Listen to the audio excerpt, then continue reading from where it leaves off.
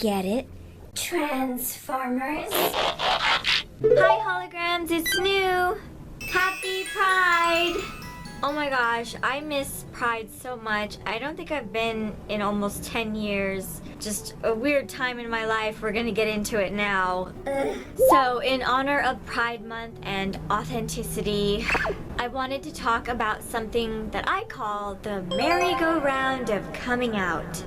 This isn't really a coming out video. I mean, I guess it's kind of a coming out video, but not really because I was already out. Like, I've been out to my friends, I've been out to some family members, and on my blog and stuff, that's old news. Like, no one cares, right? But it is true that I wasn't really fully publicly out on some social media like Instagram, where my family can see, where like extended family and childhood friends can see, and even in my acting career with modeling and all that kind of stuff, I was not comfortable being out there for some reason.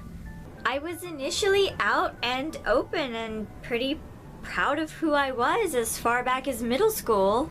But due to queerphobia, social consequences, invalidation, and lack of support, I kept going back in the closet over and over and over again.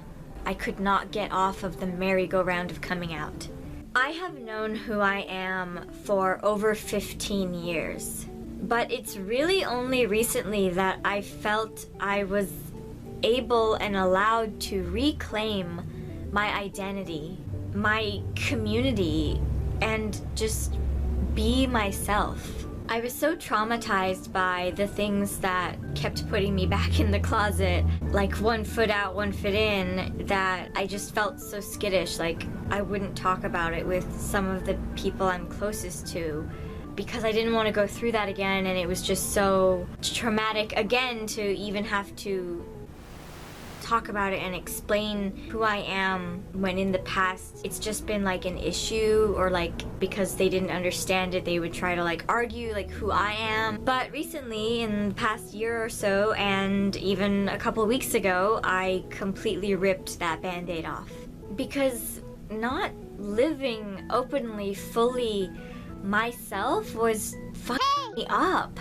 As of now, I'm officially out to everyone who matters. I feel so beautiful. I feel... If you are by chance super surprised to find out that I am queer, I say this with love, my hologram, but were you paying attention? I'm super queer. It's so funny when, like, obviously, like, if you're queer, you will pick on some stuff. I guess if you're not queer, or maybe you're not familiar with, like, queer culture and stuff like that, it might totally fly over your head. But, like, when I look at me, I'm like, oh, what if... Hey, listen! So I don't know how people don't know. Also, like, I've been talking about queer stuff on social media forever. Forever! You just thought I was talking about it for funsies? So even though this is a video about the struggle of getting off the merry-go-round of coming out, and not strictly a video where I come out and spell out everything in super detail, though I might get into some stuff just for clarity's sake. I already have a post about that, I'll link it below. I will clarify a few things just because I know it'll help if you're not sure, like, what words to use for me and that kind of stuff. So first off, I do identify as queer. I don't really fit neatly into LGBT alone. Like, easier to just say I'm queer. That covers everything for me without me having to get into detail about things. Of course, that's what I'm about to do now, but you know what I mean. So I don't experience exclusive attraction based on someone's sex or gender identity or gender expression. As for my gender, I am non-binary, which is under the transgender umbrella. The gender identity labels of trans, non-binary, gender fluid, pangender all apply to me. Those are all acceptable. Also, all pronouns are acceptable for me. Some of my longtime followers refer to me almost exclusively as he, him, and as a boy, and that's totally cool. It's really affirming. But she, her, and referring to me as a girl is also okay, even though I might not strictly be a girl, and it's like, oh, I'm not really a girl. It's hard to explain. They, them is also fine. I don't want anyone to be worried about offending me. Like, as long as you don't say like, oh, but you're just a girl, you're just a woman, you know, stuff that invalidates my identity, like the core of who I am, you're not gonna offend me. If you say that kind of we're gonna have a talk. Like, because I explore feminine archetypes, I still use she, her for myself quite often. And it's, you know, I just feel a little extra and stuff, and it's totally fine. Now, just a note before I get started. In this video, I will be talking about the past behavior, actions, beliefs of people in my life that contributed to me like recloseting myself over and over again. I'm not doing this to guilt trip you, to shame you, none of that, okay? I'm just sharing what happened and how it affected me as a young queer person and as the queer person I am now. I get it. You were uninformed, you were probably ignorant, you had misconceptions, and you didn't know any better. I forgive you, okay? Well, most of you anyway, those of you who have made an effort to learn, to be an ally.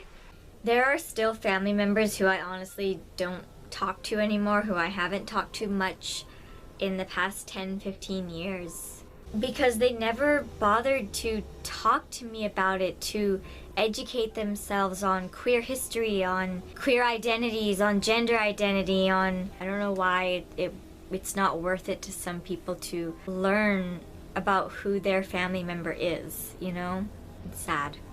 It's like, okay, if they're older, then they wouldn't have learned about that in high school like I did. Like, I'm lucky enough to, like, we didn't learn about gender identity so much when I was in high school, but we did learn about some queer history. We learned about Stonewall and the Lavender Scare, the Hays Code, the AIDS crisis. You know, these are all, like, terrible things to learn about, but, like, these are pieces of history that were so important for me to know as a young queer person, and it gave me that foundation that I needed to like go on the internet and learn more about my people and my history that I didn't know about before, that I wouldn't have known about otherwise. I don't like the excuse of, oh, they're older, they don't know better. Like, learning doesn't stop when you graduate high school, baby. Like, you've had the internet all this time, you could have easily done your research.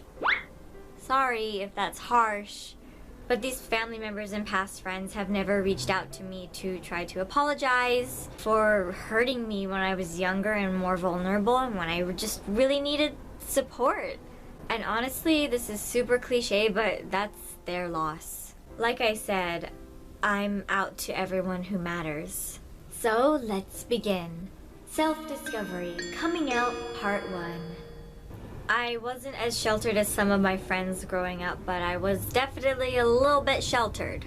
I never had the words to describe my experiences. I knew from a really early age that I did not resonate with people calling me a girl or like assigning things to me because I was a girl. In kindergarten, I got so annoyed because, like, someone would ask, hey, Nu, what's your favorite color? And I would say pink because I'm a little femme. And they would just be like, oh, well, of course you like pink. You're a girl. Ugh. And then I'd be playing with dinosaur toys and they would turn around and be like, oh, you're such a tomboy. Wow. You're a little tomboy. You don't even like girl things anymore, do you? You're a tomboy. Oh my god, shut the f up. If only I'd had a pink dinosaur toy, then they would have been so confused. I also knew pretty early on that I had crushes and affectionate feelings towards girls and feminine people in general, but I definitely did not recognize them as crushes the same way that crushes on boys were talked about, because, you know, heteronormativity. One time when I was about 9, I was at my friend's house playing Harvest Moon 64, and my friend's older brother and his friend were cracking up. They got such a kick out of like asking me like, ooh, Nu, which girl would you marry? And I was like, oh, Karen, I love her. She's beautiful. I want Karen to be my wife. I would love to have her on my farm with me, just like living life beautifully. I was so gay. I literally did not understand why they thought it was so funny. Like, I was like, I'm missing something here. Like, I didn't feel like I was being made fun of. Like, I was like, oh, that's funny, right? But it was because, you know, look at this little gay beau. It was around age 12 to 13 that I was hanging out with a new friend in middle school, and we were watching music videos. All the Things She Said by Tattoo came on. You know where this is going. This is how sheltered I was. I totally did not register what was going on. I didn't really understand what the lyrics were about until my friend was like, oh, yeah, this song is about two girls who are in love. My little middle schooler mind was blown. I was like, oh my god, that makes so much sense. I felt so happy to see it reflected somewhere, even though like the video is very like, you know, all the people are staring at them like judgmentally, and it's just a whole like, that didn't register to me either. Like, being a child of the internet, I was able to, you know, go online and Google LGBTQ stuff.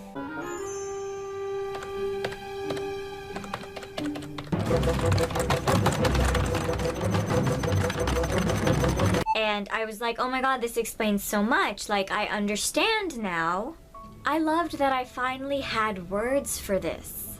It made sense to me to come out. Of course, I didn't know that it was coming out. I just thought like, oh yeah, me too. I like girls too. I didn't think that it was a big deal. I wasn't in denial or anything like that. I was just joyful and proud, and like suddenly things felt right. I was like, oh, okay, it's a thing. Like, it's a thing out there. It's not just something that I felt inside. It's a thing. But because I was so sheltered, I didn't realize that apparently people have a problem with same-sex attraction and queer people in general. I didn't realize that people would have a reaction to learning that about me. I honestly didn't understand what was so terrible about it, and I still don't. My parents were not happy with my sapphic poetry in middle school. I was a prodigy. I was such a good poet when I was little. As a youth, I was just always writing poetry. So I was writing about my feelings and writing about crushes on girls and stuff like that. Like, normal stuff for me. Sorry, it's not normal to you. Homophobia just squashed that. Damn it, I could be a world famous poet now. I really didn't understand why my family was like, what if people read that and they think you really do like girls? Oh! Like, it was like the worst thing in the world. I'm sorry, Mom and Dad, I love you, but it was— Hey, look! And as for my classmates and friends, some did stop talking to me, and some outed me without my consent to the rest of the class. It got to the point where people were writing my name, like writing things about me on the bathroom walls, and that's not a cute place to be when you're in middle school, when you're so vulnerable. Like, I had already grown up like the weird kid, like, oof, oh my god, it was bad. A family member who I used to visit every summer, who I was really close with, offered to buy me a CD. Of course, I wanted Tattoo's debut album, and it was a whole thing. This family member said, well, I hope you don't turn out gay. My immediate response, remember, I was in middle school, I was just like, well, why would that matter? The family member tried to backpedal and say, whoa, well, because life is very hard for gay people.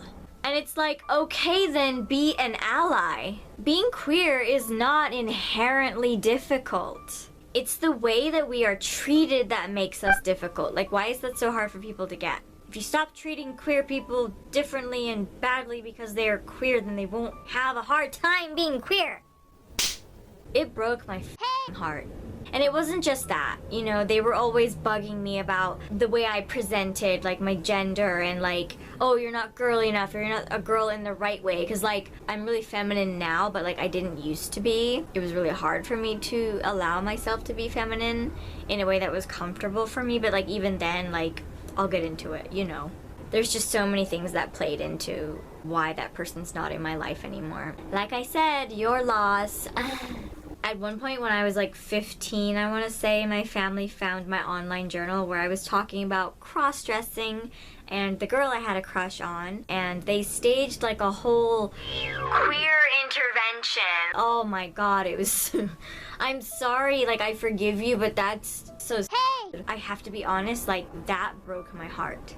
They told me that it was just a phase and that surely I had been sexually assaulted and that's why I liked girls, which is such a tired, like, gross, like it, no. You know, I never faced any violence or, like, disowning because of my sexuality or my gender. So I consider myself very lucky and I acknowledge that other queer people have it way, way harder. But I do have to be honest in that it did traumatize me profoundly.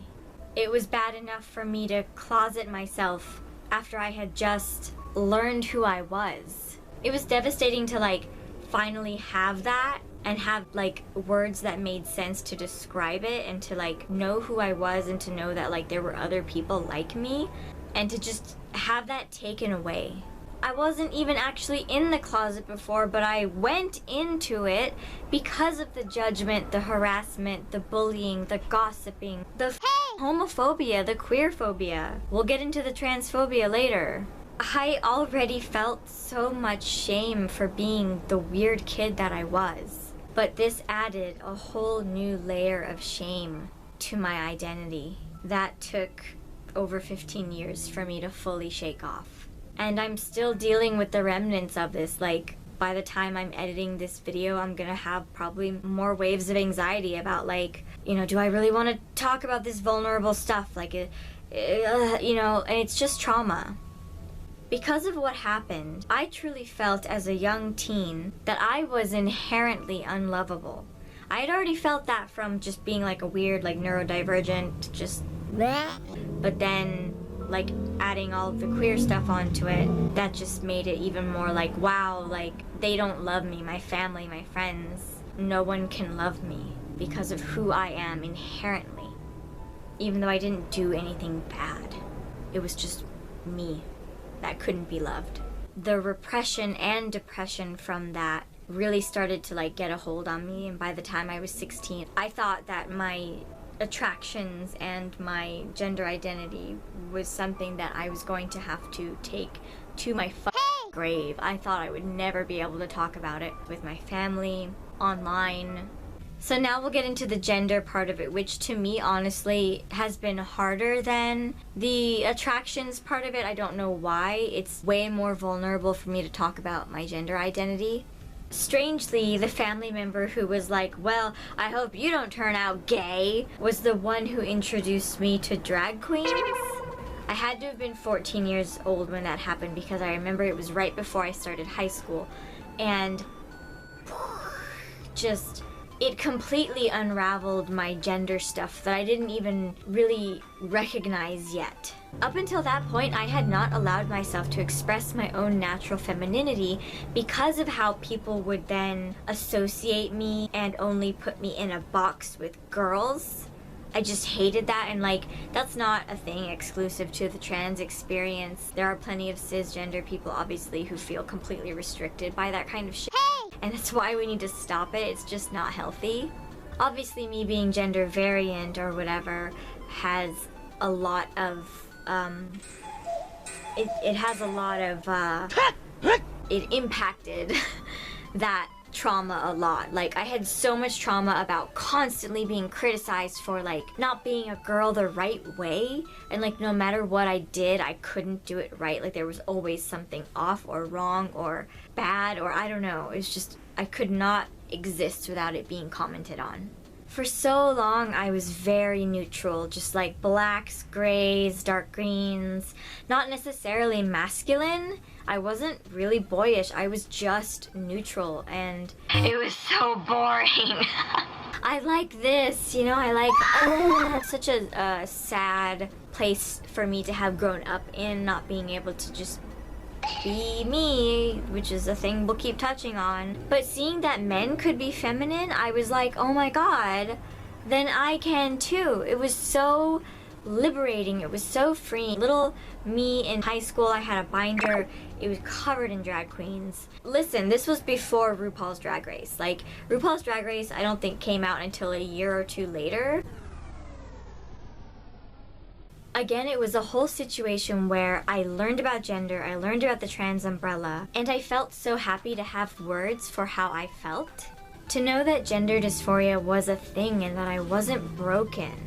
Non-binary as a sub-umbrella term was not really used that much back then, at least not to my knowledge. It wasn't something that I had heard yet, but I did have exposure to other non-binary people. I very distinctly remember having like this knowing of gender for me being, you know, it wasn't just this or this, it was a flowing, fluid thing, and that I didn't fit into either box necessarily. I say that because while I am non-binary and I have kind of a whooshy kind of experience of gender, it did feel more comfortable, and it does, and it just makes more sense to me that I am more aligned with feminine boys. And having the words for that finally made me feel something positive about my gender, despite the inner turbulence and questioning and worrying what to do about it. It felt like I was rapidly really stepping into who I was, until again people tried to tell me who I am, and people invalidated what I was feeling. I talked a little bit about this on my online journal and referred to myself as a boy because that felt comfortable. And one BFF told the other BFF about it. One of them told me, that's not who you are. Don't say that you're a boy. Just, typical transphobia. And, they were kids. They didn't know any better. But it was still just, they were supposed to be my best friends. And that's a whole other thing where, I grew up with friends who were very controlling and tried to dictate who I was. Anyway, so back in the closet I went about my gender this time. Holograms, I want you to notice that I have never been in denial about who I am. I have lied to other people because I've needed to feel safe, but I've never been like, no, I'm not queer. I've never had feelings like that. I always knew who I was, but when I tried to be myself, it was other people who would just, no, you can't be that way. You can't be queer. You be trans. Hey! Being back in the closet again as a teenager meant that I struggled completely alone. I didn't really have anyone to be out to. I had a few online friends, I guess, but it's I didn't know them. And so that's what made it easy to talk about abstract stuff that I thought I would never get to express in my real life. It sucked especially about the gender stuff because I didn't really have anyone to talk to about it. I did try to talk to a family therapist at one point, but he wasn't qualified to work with trans people, obviously. And when I told him how I was feeling, he just made up some bullshit oh, well, you feel more masculine because you were raised by a man. It's that's not what the heck. No, I'm not masculine at all. That has nothing to do with any of it. I couldn't figure out if I needed to transition to be happy. I didn't have the support that I needed to think about that stuff.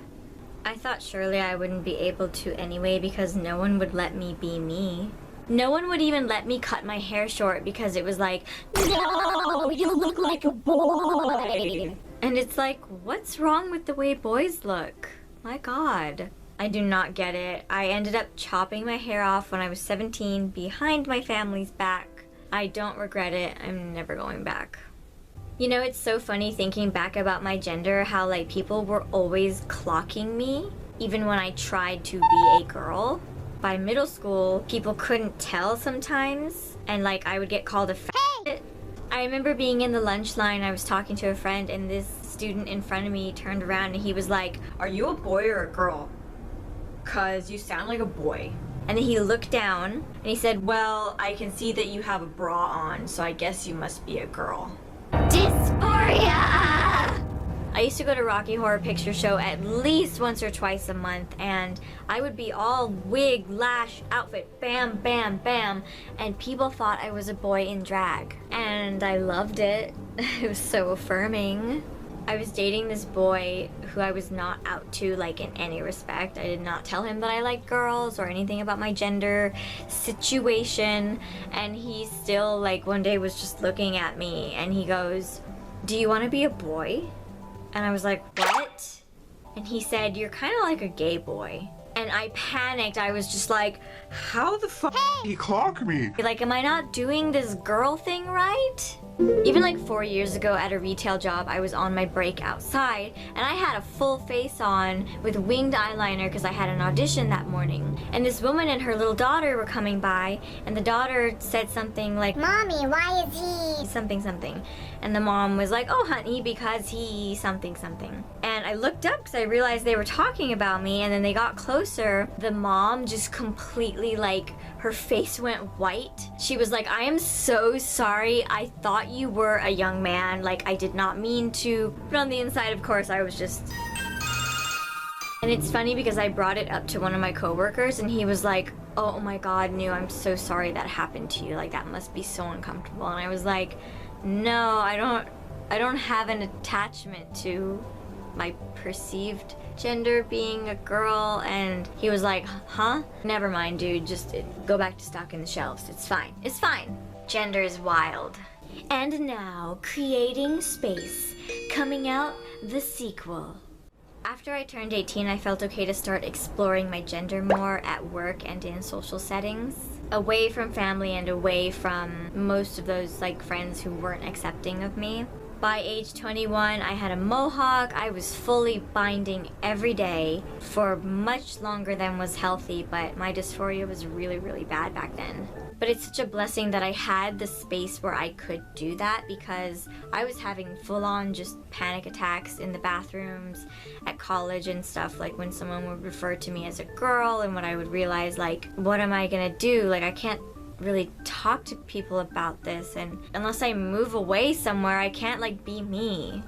The social and physical dysphoria were debilitating. I was able to talk about it with some coworkers who were friends and a classmate who was queer, and they were like, "Yeah, cool, we get you." And then I came out to my mom. I don't remember, like, what led to that. I don't think I initiated the conversation. I'm pretty sure it was my mom. She was like, "Yeah, I know, like, I know that you have, like, you know, aspects of all genders in you." Like, I guess it was something that she had always recognized in me, which is cool.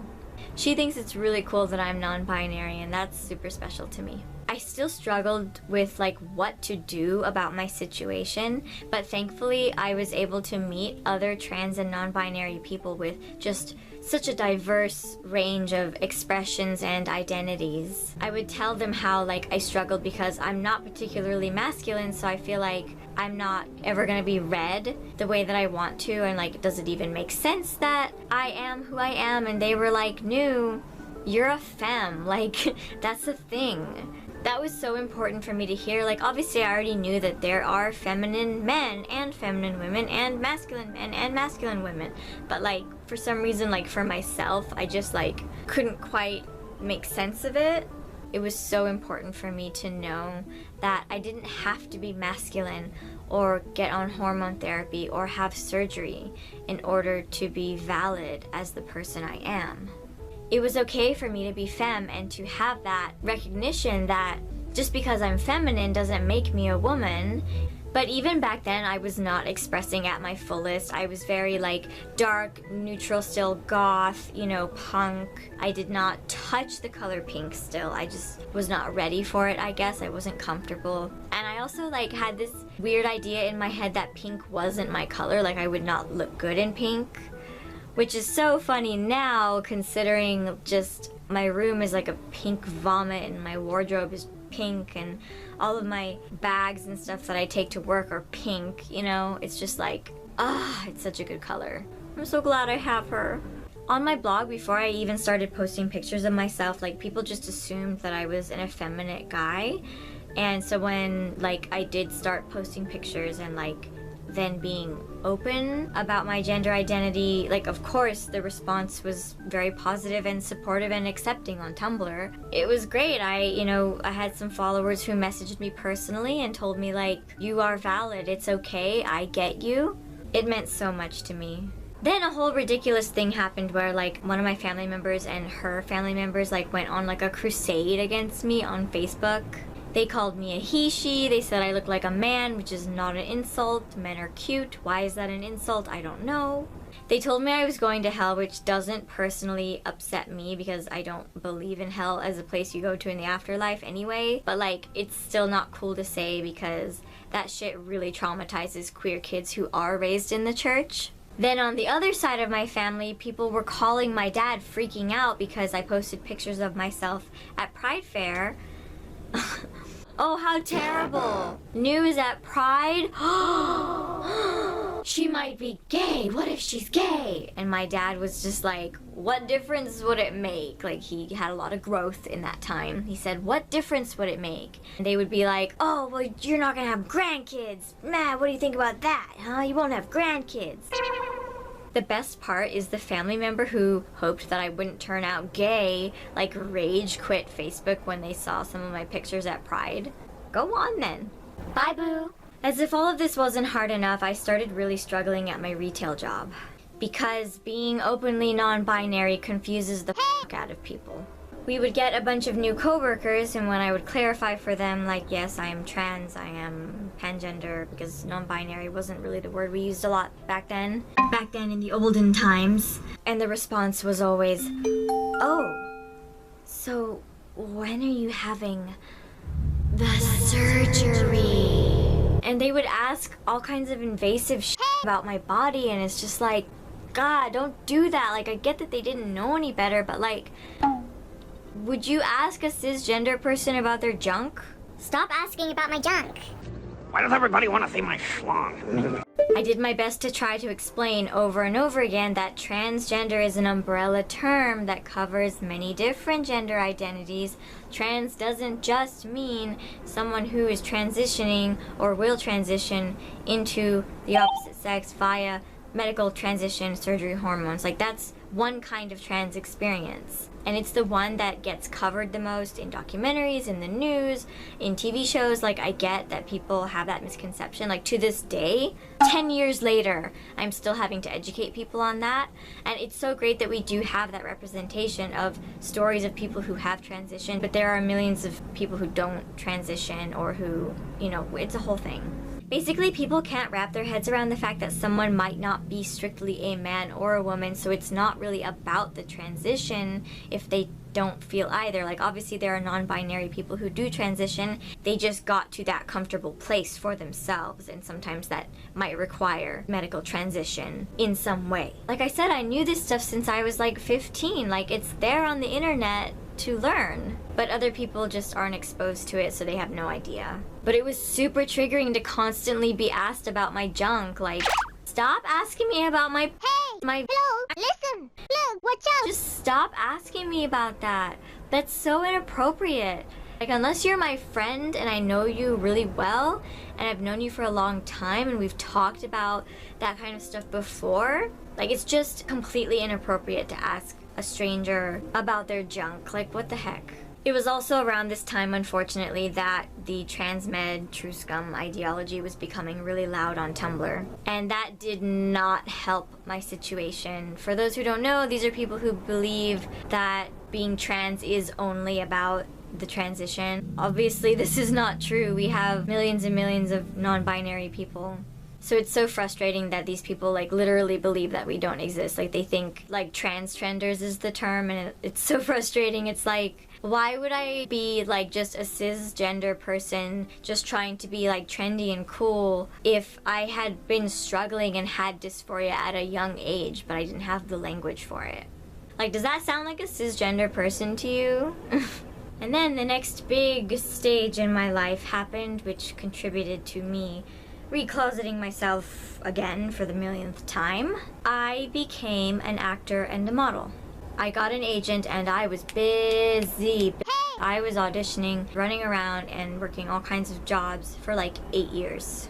I knew for certain that I was not at all comfortable being openly queer in my career. It was something that terrified me. If I'm open about it there, then it will get out to my family and all that. I was just so traumatized by all the consequences that I had faced. It sucked because I would get booked as queer characters in a queer-friendly queer production with queer stylists and other queer actors. I just could not be out. Like, I straight up lied, like I was playing a girl going on a date with another girl to prom or something. They asked me like, oh, like, are you gay? And I was like, oh no, but I guess I'm maybe open to it.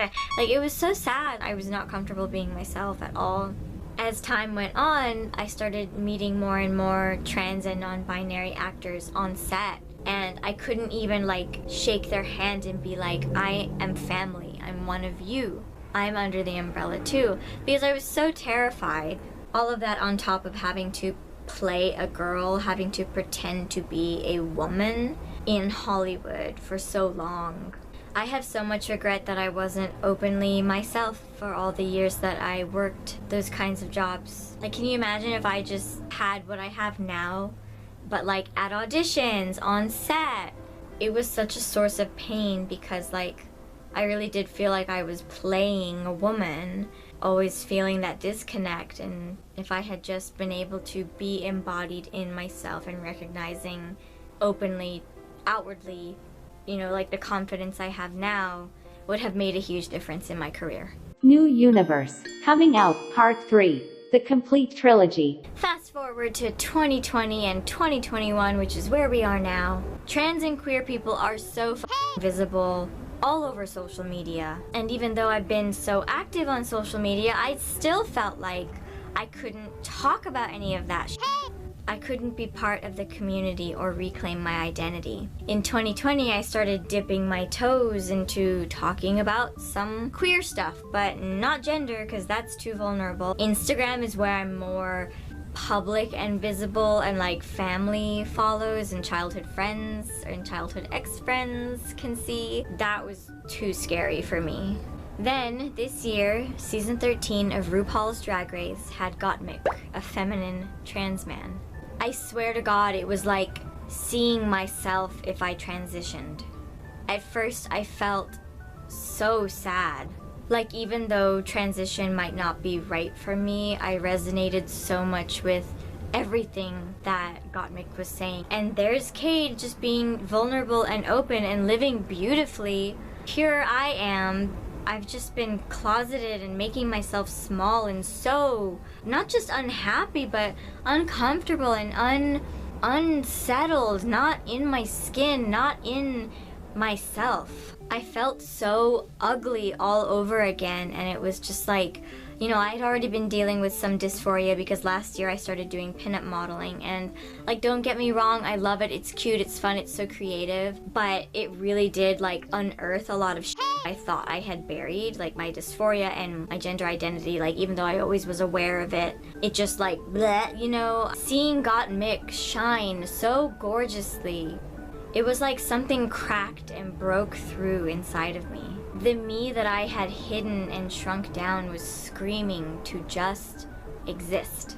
My depression was really bad in January to March. There are other things that contributed to it, but gender was a big one. It was just like feeling shame and feeling sad that I couldn't be myself, and feeling like it was too late to come out again.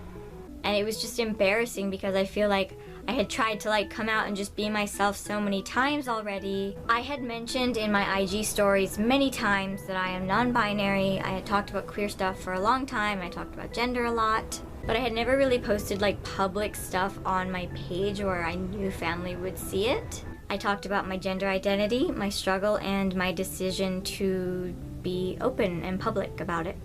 By the end of the month, I officially had both feet out of the closet. It led to a really positive conversation initiated by a family member who I was not really out to. Like, I'm sure they knew, but like, it was not something that we talked about because of the pain that I had experienced in the past. It just meant a lot to be given that space to talk about who I am, to not be argued with about it, to not be told, no, that's not who you are, or you can't, or it's a phase, you know, invalidating things like that.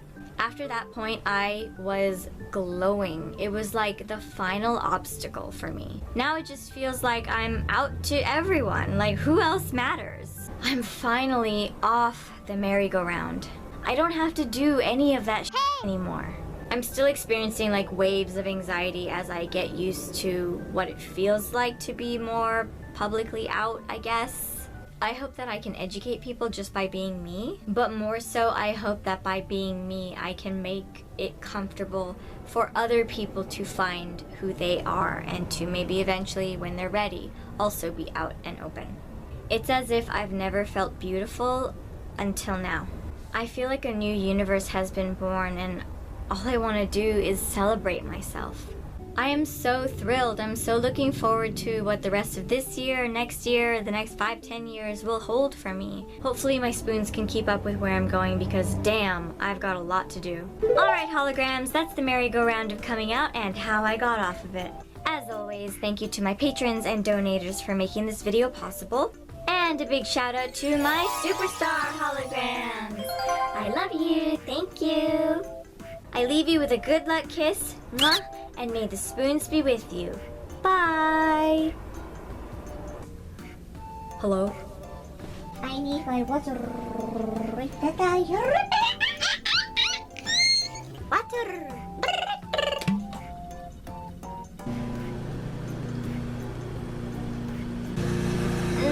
Okay.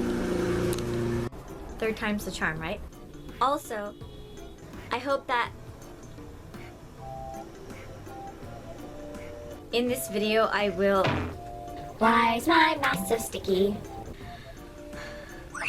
Okay. Hey! Stop being noisy out there. Hey! You, man. Femininity. Femininity. Femininity. I don't know why. Hello? But it was super triggering. Hardest video I've ever made. I'm still experiencing the anxiety. Oh, what did I do? No. It's a hell of a drug.